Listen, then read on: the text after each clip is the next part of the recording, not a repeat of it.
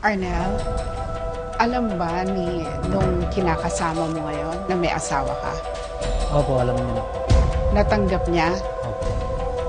Alam din niya kung bakit ka nasa kanya para mapatunayan. Yung sinasabi mo ngayon, para mapatunayan na ikaw ay hindi baog? Sinabi ko po sa kanya may asawa ako kaso yun nga po, hindi magkaanak. Sabi ko, may paghiwalay na po ako kay Mirna po para kami na po magsasama. Alam mo Arnel, kanina pa ako nagmamatsyag. Opo. Nasasaktan ako eh. Tapos tinitignan kita, kung biro mo 8 years, tapos biglang eto lang, ayoko na dahil mukha kang baog. Diba? Naintindihan ko yung pangangailangan ng isang lalaki para magkaroon ng anak.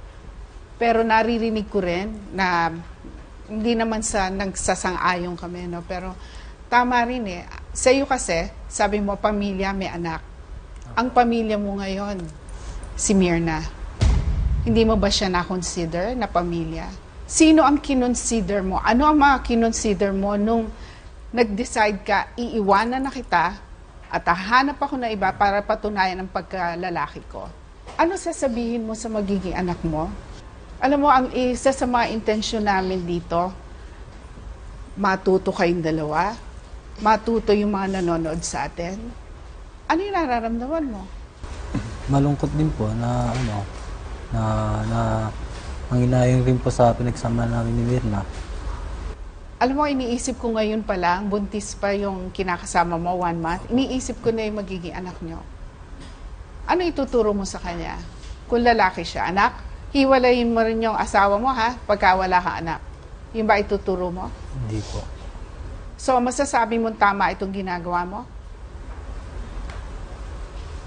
Hindi po. Ano nararamdaman mo nung umiyak si Mirna? Hindi ka ba nasasaktan para sa kanya? Hindi na po.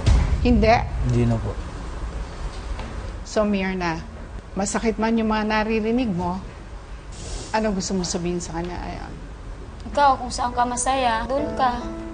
Basta ako, naging tapat ako sa'yo, tapat ako sa pagmamahal ko sa'yo. Hindi man ako magkakaanak, pero hindi ibig sabihin na wala na akong kwentang asawa sa'yo. Tignan mo, Sharna. Baka sakaling maramdaman mo yung sakit. Kung mahal mo talaga yung babae mo ngayon at anak mo ngayon, sana huwag mong gawin sa kanya yung ginagawa mo sa akin. Kasi hindi naman porke lalaki ka, kaya mo nang humanap ng panibagong babae para sa mga gusto mong patunayan sa sarili mo. Gusto mo sabihin sa kanya, kay Mirna? Gusto ko sana humingi sa'yo ng tawad sa nagawa ko. Mga nagawa ko sa'yo na mali na mga nasabi ko. Tapos yung nagawa ko na ngayon, sana mapatawad mo ako. Oo naman. Mapapatawad kita.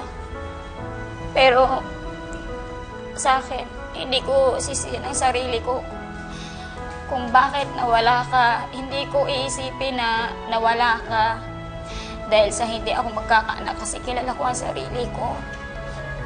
Arnel, ano masasabi mo? Napakaganda ng puso ng asawa mo, ha? Kasi nagugulat ako, ha? Miss May partner, ha? I mean, hindi ganun kadali natanggapin itong naging sitwasyon ngayon nila ni Mirna. Tama. Pero para patawarin mo pa kaagad, kasi proseso ang pagpapatawad, di ba? Pero ganun kamahal ni Mirna yung asawa niya. Arnel, anong masasabi mo doon na ganun kabuti itong babaeng iniwan mo? Salamat dahil pinatawad mo ko. Mirna, gusto kong tumayo ka. Kasi natutuwa ako sa iyo eh. Napaka-strong mo, no? Matibay ka, isang babae, no? Ngayon, tsaka mo siya sabihan. Tingnan mo siya.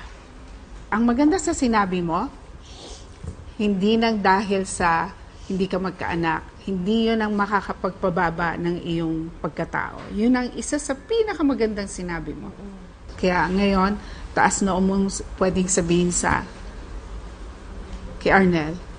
Arnel, iniwan mo ako Pero hindi ako maliliit sa sarili ko dahil lang sa hindi ako nabubuntis. Dahil alam kong hindi sa akin nagaling ang problema. Nasira man tayo, yun ay dahil sa'yo. Ginagawa ko lahat sa'yo, ang pagiging mabuting asawa para sa'yo. Hindi porke hindi magkanak isang babae ay iwan mo na lang ng basta-basta. Yun ang tinuturo mo ngayon sa lahat ng mga kababaihan na nanonood sa iyo ngayon. Opo. So salamat. Salamat sa mga tinuturo mo. This time, magfo-focus ka sa iyong sarili. Ha? Meron dyan na magmamahal sa iyo na hindi dahil sa dapat magkaanak ka, pero dahil sa ganitong pagkatao. Salamat po.